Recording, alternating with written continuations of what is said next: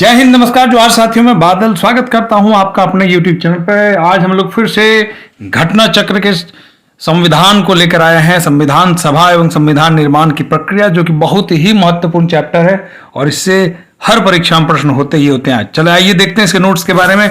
इसका जो नोट्स है देखिए, डिटेल्स में सब कुछ दिया गया है, अंडरलाइन कर दिया गया है। और अगर आपको ये डिटेल्स में नोट्स चाहिए तो आप हमारे टेलीग्राम चैनल बादल सर बोकारो को आप सब्सक्राइब कर लें। मैं उसका लिंक आपको डिस्क्रिप्शन में दे देता हूं। चलिए आप ही के कहने पे मैं इसको स्किप करते हुए प्रश्न कोश में सीधा प्रश्नों पर चलता हूं। देखिए पहला प्रश्न आपके सामने क्या है, यूपीपीएससी पीसीएस में पूछा गया सवाल है मित्रों। देखिएगा कि एक निर्वाचित संविधान द्वारा भारत के संविधान का निर्माण करने का प्रस्ताव किया गया था। किसके द्वारा? तो क्रिप्स मिशन के द्वारा किया गया था मित्रों, ध्यान देंगे। एक निर्वाचित, देखिए इसकी व्याख्या है कि एक निर्वाचित संविधान सभा द्वारा भारत के संविधान का निर्माण करने के लिए द्वितीय विश्व युद्ध समाप्त होने के पश्चात का प्रस्ताव सर्वप्रथम क्रिप्स मिशन 1942 के द्वारा किया गया था। ध्यान देंगे, ठीक है। साथ ही एक चीज और बता दें मित्रों कि एक एक प्रश्न और एक एक प्रश्न पर इस प्रकार का डिस्क्रिप्शन, ध्यान रहे एक चीज, घटना चक्र एक ऐसी किताब है कि हिंदुस्तान के भारत भूमि पर होने वाले किसी भी परीक्षा में 60 to 70% questions direct as it is रहते हैं, इसलिए हल्के में लेने की भूल ना करें। मैं पूरा संपूर्ण जीएस कंप्लीट करवा दूंगा और बहुत ही आसान भाषा में कराऊंगा। चलिए देखते हैं दूसरा प्रश्न क्या है कि कैबिनेट मिशन योजना के अंतर्गत संविधान निर्मात्री परिषद में प्रत्येक प्रांत को आवंटित सदस्य संख्या निर्धारित करने के लिए एक प्रतिनिधि कितनी जनसंख्या के आधार पर अनुपात था? देखिए प्रत्येक 10 लाख की आबादी पर एक प्रतिनिधि चुना जाना था। देखिए कैबिनेट मिशन 1946 में भारत आया था, ऐसा आप जानते हैं। और मिशन ने अपनी रिपोर्ट में संविधान सभा के गठन का एक सूत्र प्रस्तुत किया था। उसका कहना था कि संविधान निर्वाचित प्रांतों में प्रतिनिधित्व संख्या के आधार पर होना था और 10 लाख लोगों पर एक प्रतिनिधि की व्यवस्था कर दी थी। आगे बढ़ते हैं कि इन व्यक्तियों में से कौन कैबिनेट मिशन का सदस्य नहीं था? जरा देखिए, Pethick William Wood, Pethick Lawrence, A B Alexander, Stafford Cripps. जरा देखिएगा, विलियम वुड इसका जो है सदस्य नहीं था मित्रों, ठीक है, बाकी सब थे। और कौन कौन पर थे? देखिए स्टेफोर्ड क्रिप्स जो थे अध्यक्ष बोर्ड ऑफ कंट्रोल और ट्रेड के थे, ध्यान देंगे, बोर्ड ऑफ ट्रेड। एक सवाल इस तरह से भी आपको पूछा जा रहा है, प्रत्येक व्याख्या में भी सवाल छुपा हुआ है अगर आप देखेंगे तो, इसलिए मैं कहता हूं कि यह किताब स्किप करने योग्य नहीं है। इसके प्रत्येक वीडियो को देखिए, अच्छा लगे तो मित्रों के बीच में भी शेयर कीजिए। देखिए स्टेफोर्ड क्रिप्स अध्यक्ष है किसके? बोर्ड ऑफ ट्रेड के। और पैथिक लॉरेंस भारत सचिव और एबी अलेक्जेंडर नौसेना के मंत्री थे। ध्यान देंगे, आपने देख लिया कि ये इन पदों पर थे।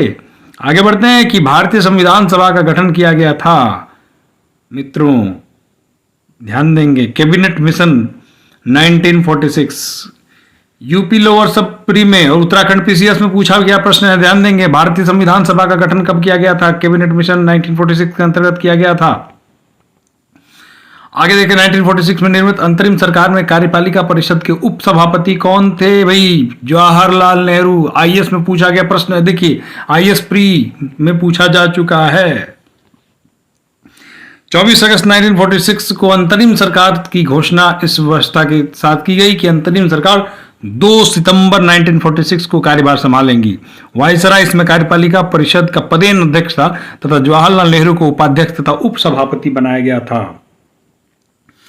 अगला प्रश्न देखते हैं, यूपीपीसीएस में इसमें पूछा गया है कि निम्न में से कौन सा अगस्त 1946 में गठित प्रथम अंतरिम राष्ट्रीय सरकार का सदस्य नहीं था? तो डॉक्टर एस राधाकृष्णन मित्रों, एस राधाकृष्णन जो थे प्रथम अंतरिम राष्ट्रीय सरकार का सदस्य नहीं थे, ठीक है। और कब क्या गया था कि कैबिनेट मिशन की योजना के आधार पर 24 अगस्त 1946 की घोषणा के तहत नवनिर्मित संविधान 2 सितंबर 1946 को भारत की अंतरिम सरकार का गठन किया गया था। इसमें सी राजगोपालाचारी शिक्षा मंत्री, डॉक्टर राजेंद्र प्रसाद खाद्य एवं कृषि मंत्री तथा जगजीवन राम श्रम मंत्री थे, जबकि एस राधाकृष्णन इसमें प्रथम अंतरिम राष्ट्रीय सरकार के सदस्य नहीं थे। आगे बढ़ते हैं, ठीक है। क्या कह रहा है कि वेवेल योजना के अनुसार कार्यकारी परिषद में हिंदू और मुस्लिम सदस्यों की संख्या समान होती थी और कारण बताया जा रहा है कि वेवेल का विचार था कि ऐसी व्यवस्था से भारत का बंटवारा बच जाता। जी नहीं, इसका सही उत्तर जो है कि कारण सही है, ये जो कथन सही है, कारण इसका स्पष्ट नहीं है। 1945 के उन प्रस्तावों में वेवेल योजना के नाम से सार्वजनिक किया गया। वेवेल योजना के प्रस्ताव में क्या बोला गया था कि कार्यक्रम मुसलमान सदस्यों की संख्या हिंदू के बराबर होना, परिषद में वायसराय तथा कमांडर इन चीफ को छोड़कर सभी सदस्यों का भारतीय होना, शीघ्र ही शिमला में एक सम्मेलन को बुलाया जाना तथा युद्ध समाप्ति के पश्चात भारतीयों के द्वारा खुद का संविधान बनाया जाना इत्यादि प्रावधान शामिल थे। वेवेल योजना का उद्देश्य राजनीतिक गतिरोध दूर करना था, भारत को पूर्ण स्वशासन की दिशा में आगे बढ़ाना और संवैधानिक गतिरोध दूर करना था। इसका उद्देश्य कहीं से भी हिंदू मुसलमान एकता को दृढ़ करना नहीं था, जिससे अतः सत्य है कथन लेकिन कारण गलत है। आगे देखिए, भारत के लिए संविधान की रचना है तो संविधान सभा का विचार किसने प्रस्तुत किया? भैया स्वराज पार्टी ने 1934। बहुत ही एकदम हॉट टॉपिक है, आईएएस प्री में पूछा जा चुका है। देख लीजिए क्वेश्चन, स्वराज पार्टी के द्वारा 1934 में उन्होंने क्या किया था? संविधान रचना का ये प्रस्ताव रखा था, ठीक है, और वयस्क मताधिकार के आधार पर इन्होंने कहा था। आगे जब देखते हैं कि निम्न में से कौन से कथन संविधान सभा के में सत्य नहीं थे, जरा बताएंगे। वह वयस्क मताधिकार पर आधारित नहीं थी, ये भैया ये तो गलत है, ये तो वयस्क मताधिकार पर, वह प्रत्यक्ष निर्वाचन, ये अभी गलत है, ध्यान देंगे। वो बहुदलीय निकाय थी, ये भी सही है, उनके अनेक समितियों के माध्यम से कार्य किया, यह भी सही है। आगे जरा बढ़ेंगे कि भारतीय संविधान सभा के संबंध में निम्न में से कौन सा कथन सही है, जरा देखेंगे। यह प्रश्न आरएएस में पूछा जा चुका है, ध्यान देंगे। भारतीय संविधान सभा के संबंध में कौन सा कथन सही है? तो इसके संदर्भ में जो कथन सही है, जब देखें ए और डी, यह वयस्क मताधिकार नहीं, देखिए ये गलत है, देखिए, और डी। आगे बढ़ेंगे कि निम्न में से भारत संविधान का प्रारूप तैयार करने वाली संविधान सभा के सदस्यों को क्या विभिन्न प्रांतों की विधानसभाओं द्वारा चुना गया है? आईएएस प्री पूछा गया। भारतीय इतिहास के संदर्भ में प्रांतों के संविधान सभा के सदस्य क्या थे भाई? प्रांतीय विधानसभाओं द्वारा निर्वाचित हुए थे। संविधान सभा के सदस्यों के चुनाव कैसे हुआ था? तो प्रांतीय सभाओं के द्वारा, यूपीपीसीएस में पूछा जा चुका है प्रश्न। ठीक है, संविधान सभा के चुने हुए स्थायी अध्यक्ष कौन थे भाई? डॉक्टर राजेंद्र प्रसाद। आगे बढ़ेंगे कि 9 दिसंबर 1946 को संविधान सभा की प्रथम बैठक अध्यक्षता स्थायी अध्यक्ष डॉक्टर सच्चिदानंद सिन्हा ने की थी। 11 दिसंबर 1946 को संविधान सभा ने डॉक्टर राजेंद्र प्रसाद को निर्विरोध संविधान सभा के स्थायी अध्यक्ष के रूप में निर्वाचित किया। आगे बढ़ते हैं, संविधान सभा की प्रथम बैठक की अध्यक्षता किसने की थी? डॉक्टर सच्चिदानंद सिन्हा ने किया था, ध्यान देंगे, सच्चिदानंद सिन्हा। यूपीपीसीएस में पूछा जा चुका है। अगला प्रश्न देखिए कि भारतीय संविधान के सभा के उद्घाटन अधिवेशन की अध्यक्षता भैया वयोवृद्ध सदस्य डॉक्टर सच्चिदानंद सिन्हा के द्वारा। इनके बारे में एक चीज ध्यान है कि वयोवृद्ध सदस्य इन्हीं को कहा जाता था, सच्चिदानंद सिन्हा जी, और यह 2 दिन के लिए अध्यक्ष चुने गए थे। भारतीय संविधान की निर्मात्री सभा के अध्यक्ष कौन थे? डॉक्टर राजेंद्र प्रसाद। ध्यान देंगे, निर्मात्री सभा के कंफ्यूज नहीं होना है, प्रारूप समिति के BR अम्बेडकर थे, ध्यान देंगे। निर्मात्री को है राजेंद्र प्रसाद। स्वतंत्र भारत की संविधान सभा के अध्यक्ष कौन थे भाई? डॉक्टर राजेंद्र प्रसाद। डॉक्टर राजेंद्र प्रसाद फिर से MPPCS में पूछा जा चुका है। भारतीय संविधान सभा की स्थापना कब की गई थी? तो यह 9 दिसंबर 1946 को की गई थी मित्रों। संविधान सभा का गठन कब हुआ था, जरा देख बताएं। तो संविधान सभा का गठन कब हुआ था? दिसंबर 1946 में हुआ था। भारत की संविधान सभा का प्रथम अधिवेशन कब शुरू हुआ? तो इसका प्रथम अधिवेशन कब हुआ? 9 दिसंबर 1946 में शुरू हुआ। भारतीय संविधान सभा की पहली बैठक कब हुई थी? तो इसकी पहली बैठक 9 दिसंबर 1946 को हुई थी। भारत को एक संविधान देने का प्रस्ताव संविधान सभा द्वारा कब पारित किया गया था? अभी हमने चर्चा करी थोड़ी देर पहले, 22 जनवरी 1947 को। यूपीपीसीएस प्री में पूछा गया है। देखिए 22 जनवरी 1947 को संविधान सभा द्वारा भारत को एक संविधान देने का उद्देश्य प्रस्ताव पारित किया गया। उद्देश्य प्रस्ताव को 13 दिसंबर 1946 को संविधान सभा में जवाहरलाल नेहरू द्वारा पेश किया गया था। आगे चलकर यही उद्देश्य प्रस्तावना का रूप बना। देखिए संविधान सभा के प्रमुख संविधान की प्रस्तावना किसने रखा भाई? तो जवाहरलाल नेहरू ने रखा था। किसने रखा? जवाहरलाल नेहरू ने रखा था। संविधान सभा में उद्देश्य प्रस्ताव में निम्न में से किसके द्वारा प्रस्तुत किया गया था?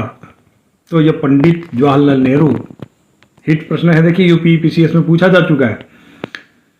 भारतीय संविधान के निर्माण के संबंध में निम्न में से कौन कथन सही है? चलिए कथनों पे नहीं जाएंगे, क्योंकि ये यहाँ पे आप समझ नहीं पाएंगे, उलझ जाएंगे। डायरेक्ट एमसीक्यूज पे चलते हैं। भारतीय संविधान को बनाने हेतु भारतीय संविधान सभा के कुल कितने अधिवेशन हुए? बहुत इंपॉर्टेंट, यूपीपीसीएस मेंस पूछा गया है। कितने अधिवेशन हुए संविधान को बनाने के लिए? 12 अधिवेशन हुए हैं मित्रों।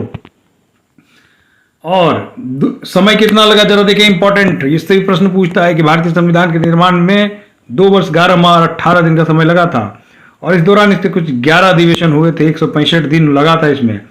और 11 अधिवेशन के अंतिम दिन 26 नवंबर 1949 को संविधान को अंगीकृत किया गया था। इन 11 अधिवेशन के अतिरिक्त संविधान सभा पुनः 24 जनवरी 1950 को समवेत हुई थी। सभी सदस्यों द्वारा भारत संविधान पर हस्ताक्षर किए गए थे। इस प्रकार निकटतम सी सही है, बिल्कुल। अगला देखिए, भारत की संविधान सभा के अंतिम बैठक का सही तिथि बताइए। अंतिम बैठक का सही तिथि कौन है? 24 जनवरी 1950। यूपीपीसीएस प्री पूछा जा चुका है। भारत के संविधान के निर्माण में संविधान को कितना समय लगा भाई? तो 2 वर्ष 11 माह 18 दिन लगे। अभी मैंने बताया। आगे सुमेलित वाला काम हम लोग नहीं करेंगे, जरा देखेंगे आगे बढ़ के कि भारतीय संविधान के निर्माण में समय संविधान सलाहकार कौन थे भैया? BN राव, भीमराव अंबेडकर के सलाहकार थे BN राव। ध्यान देंगे। कितनी बार पूछा जा चुका है? यूपी लोअर में पूछा, झारखंड पीसीएस में पूछा, उत्तराखंड में पूछा, यूपी पीसीएस में पूछा गया, ठीक है। और BN राव का फुल नाम बेनेगल नरसिंह राव। भारतीय संविधान के प्रारूप तैयार किया गया था प्रथम BN राव के द्वारा। ध्यान देंगे। और ये संविधान सलाहकार जो थे BN राव थे, जिनके विचार को परिवर्तन करके प्रारूप समिति का संविधान सभा का समक्ष संविधान मसौदा प्रस्तुत किया गया। भारतीय संविधान में भारतीय संविधान के तृतीय वाचन कब प्रारंभ हुआ? तृतीय वाचन कब प्रारंभ हुआ? माफ कीजिएगा।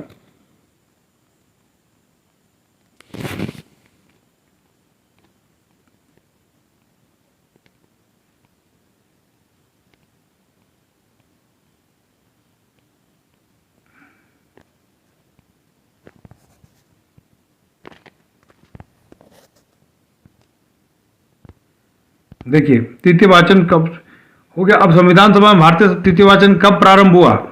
यह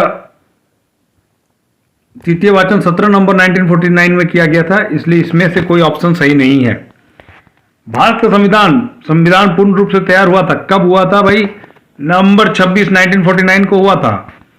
आगे जरा देखेंगे कि भारतीय संविधान को संविधान सभा द्वारा अंगीकृत किया गया था कब किया गया था? 26 नवंबर 1949 को किया गया था। आगे बढ़े, भारत का संविधान किस तिथि को अपनाया गया था? तो ये 26 नवंबर 1949 को अपनाया गया था। एमपीपीसीएस में पूछा जा चुका है, ध्यान दीजिए, दो दो बार 98 2010 में पूछा जा चुका है। भारतीय संविधान कब लागू हुआ? 26 जनवरी 1950। ये तो आप जानते हैं।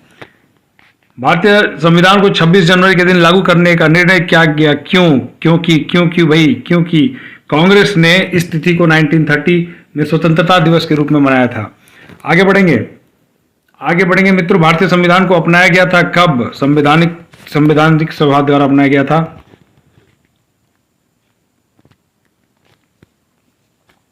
अगला प्रश्न जरा देखें, संविधान सभा द्वारा भारतीय संविधान को स्वीकृत किया गया था कब? 26 नवंबर 1949 को स्वीकृत किया गया था। भारतीय संविधान को किसके द्वारा अधिनियमित किया गया था? तो यह संविधान सभा द्वारा अधिनियमित किया गया था। अगला प्रश्न है मित्रों, भारत संविधान अंगीकृत अधिनियम पारित हुआ था कब? 26 नवंबर 49। BR अम्बेडकर की सभा में निर्वाचन हुआ था कब? कहां से हुआ था? बम्बई प्रेसिडेंसी से। बड़ा इंपॉर्टेंट है, ध्यान देंगे। बम्बई बड़ी बार पूछा जा चुका है, तो ये बम्बई प्रेसिडेंसी है। इसका कारण जरा सुन लीजिए कि 1946 में संपन्न संविधान सभा के प्रारंभिक चुनाव में भीमराव अम्बेडकर अविभाजित भारत के बंगाल से पूर्वी भाग से निर्वाचित हुए थे। बाद में यह क्षेत्र पाकिस्तान में चले जाने के कारण अम्बेडकर को भारतीय गणराज्य के बंबई से पूना क्षेत्र से उपचुनाव में निर्वाचित होकर सम्मिलित हुए थे। पूना सीट उनके लिए कांग्रेस के M राव जयकर ने त्याग पत्र देकर रिक्त की थी। ध्यान देंगे।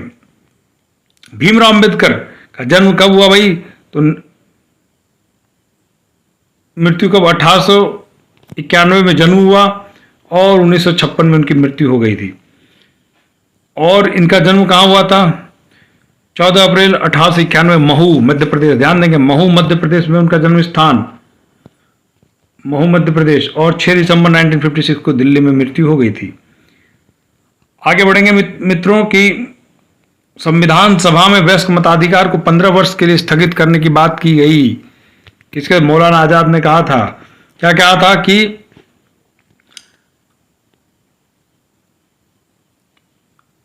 15 वर्ष के लिए स्थगित ना किया जाए, लेकिन डॉक्टर राजेंद्र प्रसाद और जवाहरलाल नेहरू ने जोरदार ढंग से इसको अपनाने के लिए समर्थन कर दिया। अब अगला प्रश्न है कि निम्नलिखित में से किसने सुझाव दिया था कि भारत की स्वतंत्रता के बाद भारतीय राष्ट्रीय कांग्रेस को एक राजनीतिक दल के रूप में भंग कर दिया जाना चाहिए? महात्मा गांधी ने कहा था। बड़ा विवाद होता है, मोदी जी ने भी ये टिप्पणी कई बार करी है कि स्वतंत्रता के बाद कांग्रेस को भंग कर देना चाहिए।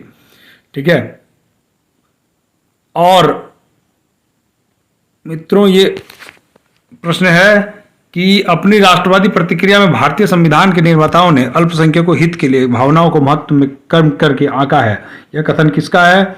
यह आइवर जेनिंग्स का है, ध्यान देंगे। अगला प्रश्न है कि किसने कहा था कि संविधान सभा कांग्रेस थी और कांग्रेस भारत था? यह किसने कहा था? तो ऑस्टिन ने कहा था। भारतीय संविधान सभा में कुल कितनी महिला सदस्य थी? बड़ा इंपॉर्टेंट है, जरा देखेंगे। 15 महिला सदस्य थी। यूपीपीसीएस में पूछा जा चुका है। और इसके साथ ही ये 52 प्रश्नों का सत्र समाप्त हुआ। कैसा लगा कमेंट करके जरूर बताएं। अच्छा लगा तो सब्सक्राइब कर लें और बने रहें। लगातार पूरा घटना चक्र subject wise, chapter wise upload किया जाएगा, प्रतिदिन अपलोड किया जाएगा। और याद रखें, यह आपके परीक्षा के लिए रामबाण होने वाला है, ताकि आप आने वाले किसी परीक्षा को ना छोड़ें। चुके नहीं, बने रहें, जुड़े रहें, शेयर करें और देखते रहें। जय हिंद।